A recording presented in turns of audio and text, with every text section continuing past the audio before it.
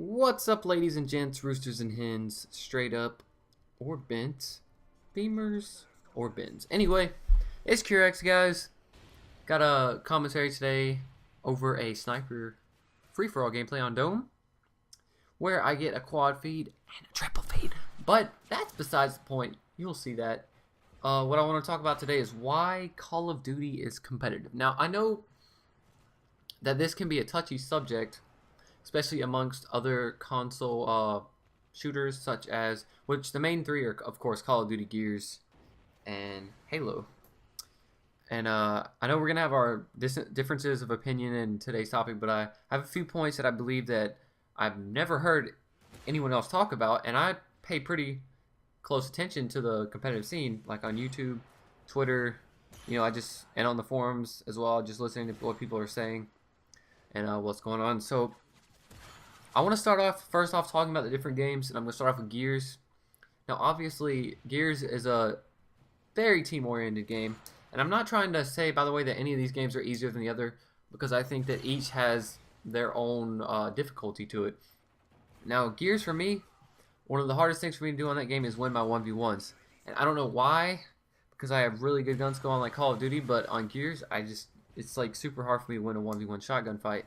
Not saying I can't, but it's just like when you get against the pros, it seems like honestly they don't even miss. But that's a completely different story. First off, Gears is third person. It's got two game modes in competitive mainly that I've seen. Hypefestation has King of the Hill, a few maps on King of the Hill, and Execution, which is similar to Call of Duty, having two game types, but we'll get into that later. It's obviously team-based game. There's more health than Call of Duty. Probably more health. I don't know. Halo, and this is a toss-up. I haven't played too much Halo, so not exactly the expert on that. They have an innovative reload system that's different from many other games.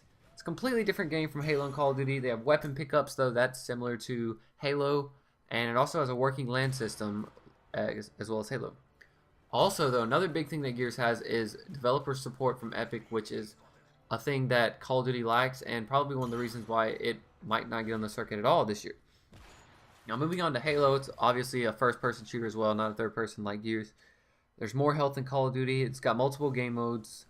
I'm not sure of all of them, but I know a few of them, like Capture the Flag, TDM, Team Deathmatch, or Team Slayer, whatever they call it, Oddball, and whatever else there is.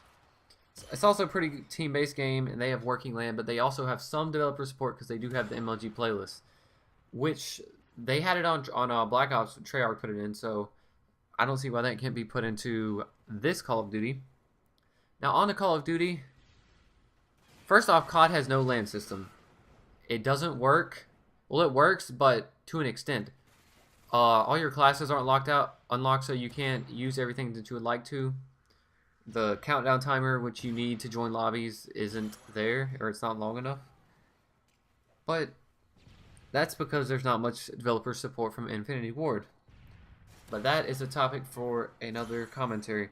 Now, first off, you hear a lot of Gears people say that how easy COD is, but number one, most have not really played it competitively, Call of Duty, and two, the fact that it's so easy to acquire gun skill means that you really have to be good, as you don't get second chances on COD like you do on Halo Gears, because the health system on Call of Duty is obviously different than that of Gears and Halo, as it takes less bullets to kill you, so you really have to be ready for somebody and win your gunfights accordingly, because there's no second chances on Halo. And on Halo I know for sure, because on Reach it really pissed me off, because I would shoot the shit out of people and they would just run away and come behind me after they got their shields back up and kill me.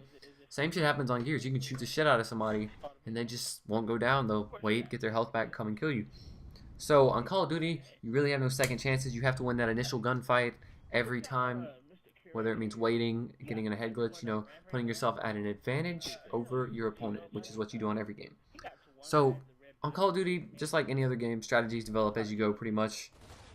Knowing spawns and flag routes in CTF is crucial. Opening routes in Search and Destroy and setups on Search and Destroy are crucial to winning the game. So I hope you guys can see my points here.